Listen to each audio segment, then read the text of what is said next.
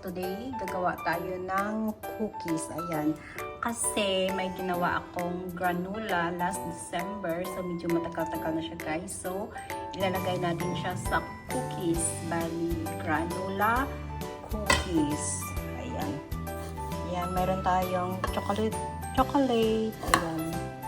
Vanilla, brown sugar. Kailangan natin sana ng white sugar, pero hindi na natin siya lalagyan ng white sugar, bali brown sugar na lang tayo. Ayan, yung baking powder, baking soda, itlog, ayan, butter, at saka plain flour. Ayan, so i-measure na natin yung ating mga ingredients. Chop natin ang ating chocolate blocks. 170 grams ito na chocolate blocks.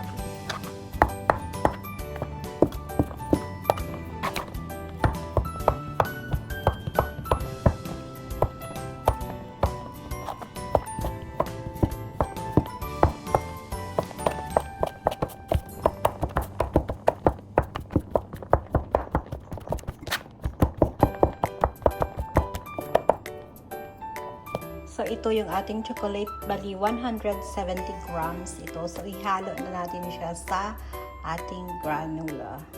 So, ito yung granola natin. Nasa 400 grams siya. 400 grams na granola. So, i-add natin yung 170 grams na chocolate.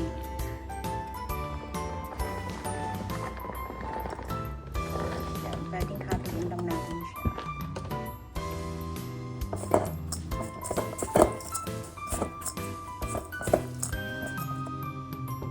Kailangan natin ng 227 grams na butter. Ayan, dito malambot na yung ating butter.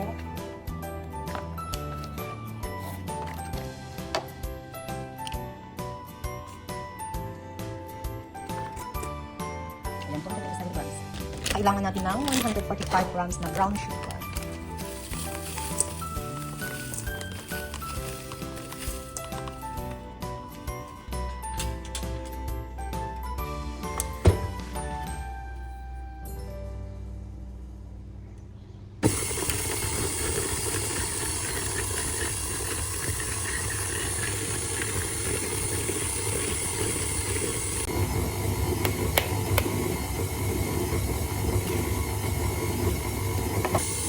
Add natin yung itlog.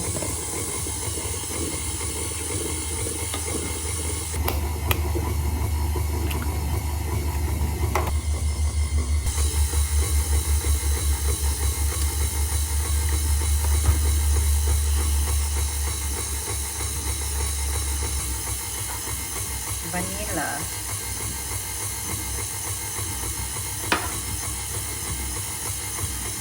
$227 grams of all-purpose flour.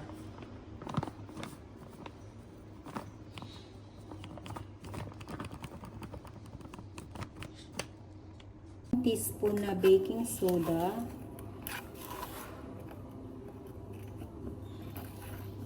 Ayan. 1 teaspoon na baking powder.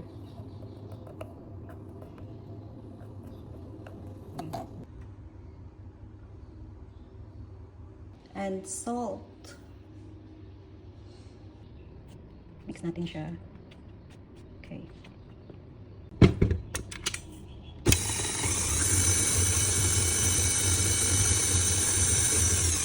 Add natin yung flour.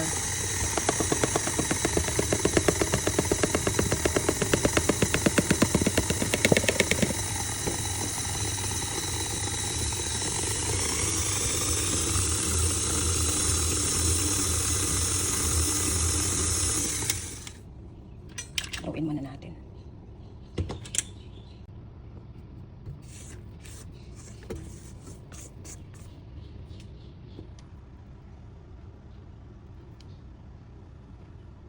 I-add natin yung ating granola.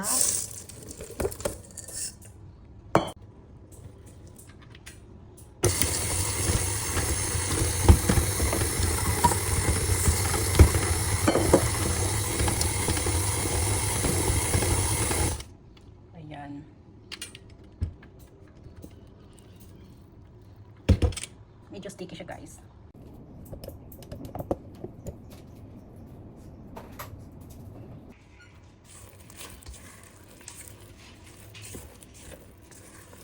Ayan, so sticky siya. So ilagay na natin siya sa fridge.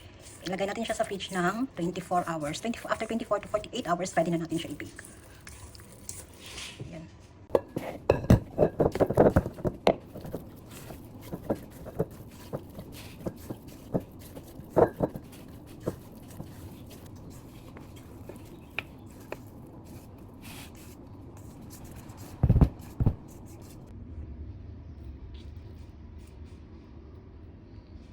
Ayan, so lagyan natin siya ng plastic at saka ilagay sa fridge.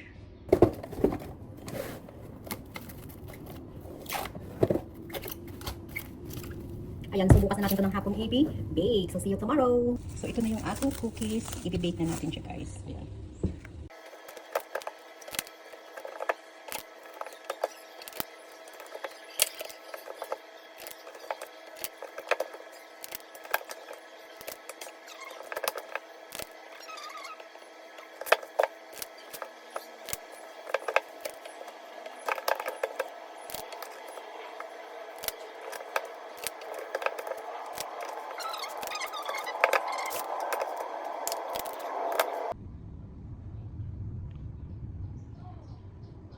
Flat natin ito kasi hindi ito masyadong mag-flat kasi ang daming granula.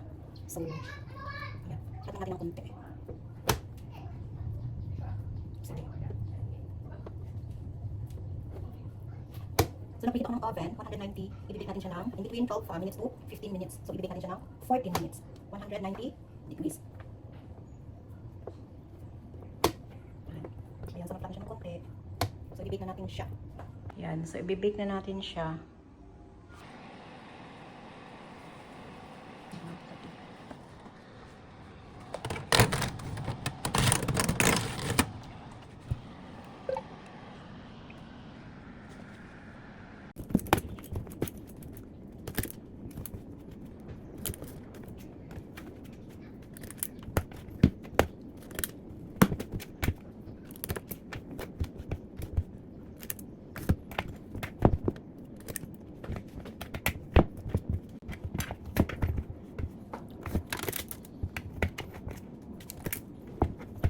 Mabilis pag scoop yung gamitin natin. Dati kasi mini-shop ko siya, piniwait ko siya, at saka bilog-bilog yan. So yun, ayan, mabilis lang pag scoop ice cream scoop. Matagal yung ating baking. May dalawang tray yung ating gagawin, tapos yung sobra sa sunod na araw. Kasi magaling yung bahay namin. Ano sila ng aircon. Palit ko ng aircon kaya, yung bahay namin. So, kaya habang wala pa yung mga worker, binig ko na. Mainit. Lang. Ganda na. Lahat natin. Yan. Pagkatagal na siya sa labas, lumalambot. Kasi i-overnight natin ito. So, nagdalawang araw sa fridge. Kahapon dapat lumulubig. Pero, ayun. Magulo dito. At saka kahapon gumawa ng banana bread. Buti bago sila dumating. Nasa aga na.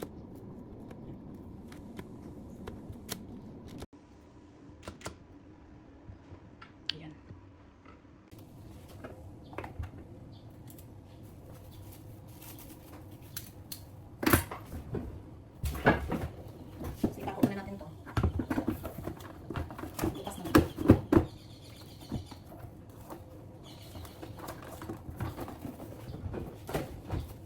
Ayan, so yan yung aking first batch. Ang laki, parang maliit lang naman yung kanina na scoop. Ayan, so kailangan ko pa siyang i-flat kasi ayaw ng amo ko yung babae na makapal. Mas gusto niya yung flat siya. Ayan.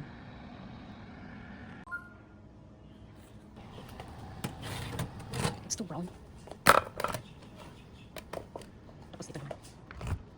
Ay, ang ilagay. So 12 minutes na lang lagay natin.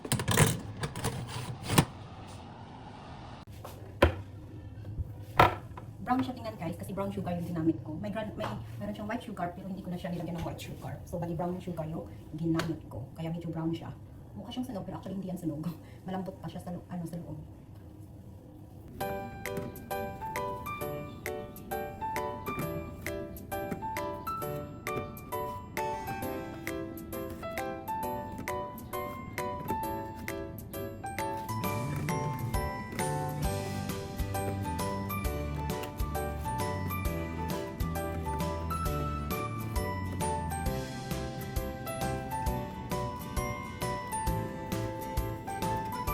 crunchy siya. Tapos ang loob, medyo soft. Soft pa siya sa loob.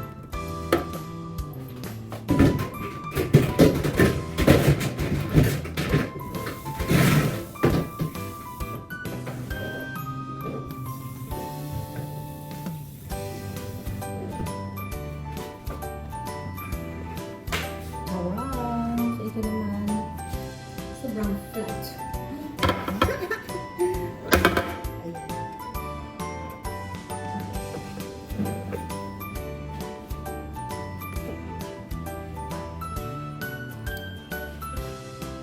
Ayan, nasobrahan siya ng flat. Pero ito yung gusto ng amo kong mabae.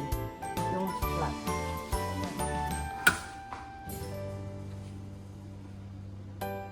Move natin kasi mainit. Alam, actually soft siya sa loob. Yan.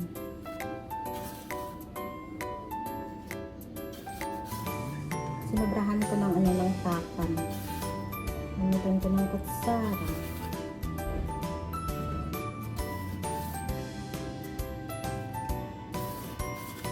So, I think ito okay lang siya. Pero mas gusto ko ng babae. Ito yung flat. Ito yung medyo mataba. Ito. Gusto niya yung medyo tapan ba. Manipis.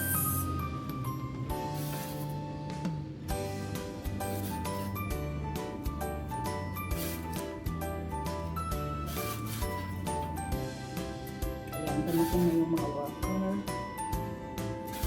Yung tinatapos ko, nakagawa ko ng dalawang tray.